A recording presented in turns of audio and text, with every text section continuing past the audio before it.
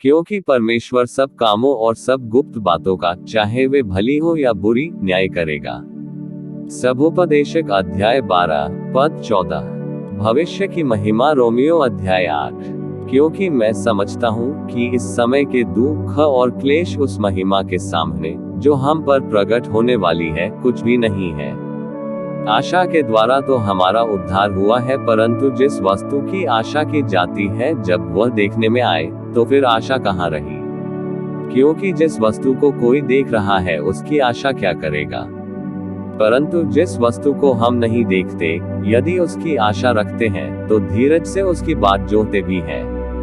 इसी रीति से आत्मा भी हमारी दुर्बलता में सहायता करता है, क्योंकि हम नहीं जानते कि प्रार्थना किस रीति से करना चाहिए, परंतु आत्मा आप ही ऐसी आहें भर भरकर जो बयान से बाहर है, हमारे लिए विनती करता है। और मनों का जांचने वाला जानता है कि आत्मा की मनसा क्या है, क्योंकि वह पवित्र लोगों के लिए परमेश्वर की इच्छा के अनुसार विनती करता है। और हम जानते हैं कि जो लोग परमेश्वर से प्रेम रखते हैं उनके लिए सब बातें मिलकर भलाई ही को उत्पन्न करती है, अर्थात उन्हीं के लिए जो उसकी इच्छा के अनुसार बुलाए हुए हैं। क्योंकि जिन्हें उसने पहले से जान लिया है उन्हें पहले से ठहराया भी है कि उसके पुत्र के स्वरूप में हो, ताकि वह बहुत भाइयों में पहिलौठा ठहरे। फिर जिन्हें उसने पहले से ठहराया उन्हें बुलाया भी, और जिन्हें बुलाया उन्हें धर्मी भी ठहराया है, और जिन्हें धर्मी ठहराया उन्हें महिमा भी दी है। स्वर्ग जाने का एकमात्र रास्ता। यूहन्ना अध्याय 3 पद 16। क्योंकि परमेश्वर ने जगत से ऐसा प्रेम रखा कि उसने अपना इकलौता पुत्र दे दिया, ताकि जो कोई उस पर विश्वास करे वह नाश न हो, परंतु अनंत जीवन पाए। पुनरुत्थान शरीर पहला कुरिन्थियों अध्याय 15। किंतु कोई पूछ सकता है, मरे हुए कैसे जिलाए जाते हैं, और वे फिर कैसी देह धारण करके आते हैं। सब शरीर एक सरीखे नहीं, परंतु मनुष्यों का शरीर और है, पशुओं का शरीर और है, पक्षियों का शरीर और है, मछलियों का शरीर और है। स्वर्गीय देह है और पार्थिव देह भी है, परंतु स्वर्गीय देहों का तेज और है, और पार्थिव का और। सूर्य का तेज और है, चांद का तेज और है, और तारागणों का तेज और है, क्योंकि एक तारे से दूसरे तारे के तेज में अंतर है। इस दुनिया में परमेश्वर के कार्यों के अनुसार उन्हें उनके उपहार मिलेंगे, कुछ को सूरज की तरह, कुछ को चंद्रमा की तरह, और कुछ को सितारों की तरह। सभी को समान श्रेणी नहीं मिलेगी, हर कोई स्वर्ग में अलग तरीका से चमकेगा। कुछ लोग गौरवशाली स्थान पर रहेंगे और कुछ कम गौरवशाली स्थान पर रहेंगे, लेकिन हर कोई परमेश्वर की उपस्थिति में रहेगा।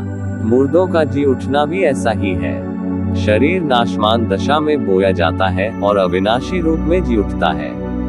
वह अनादर के साथ बोया जाता है और तेज के साथ जी उठता है, निर्बलता के साथ बोया जाता है और सामर्थ्य के साथ जी उठता है। स्वाभाविक देह बोई जाती है और आत्मिक देह जी उठती है, जबकि स्वाभाविक देह है तो आत्मिक देह भी है। ऐसा ही लिखा भी है कि प्रथम मनुष्य अर्थात आदम जीवित प्राणी बना और अंतिम आदम जीवनदायक आत्मा बना। परंतु पहले आत्मिक न था पर स्वाभाविक था, इसके बाद आत्मिक हुआ।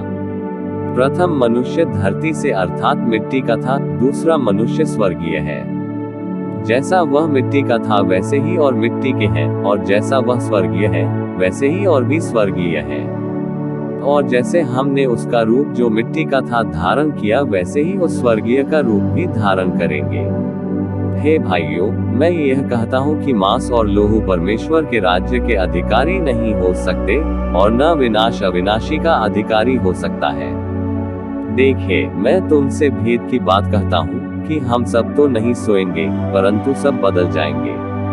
और यह क्षण भर में पलक मारते ही पिछली तुरही फूंकते ही होगा, क्योंकि तुरही फूंकी जाएगी और मुर्दे अविनाशी दशा में उठाए जाएंगे और हम बदल जाएंगे।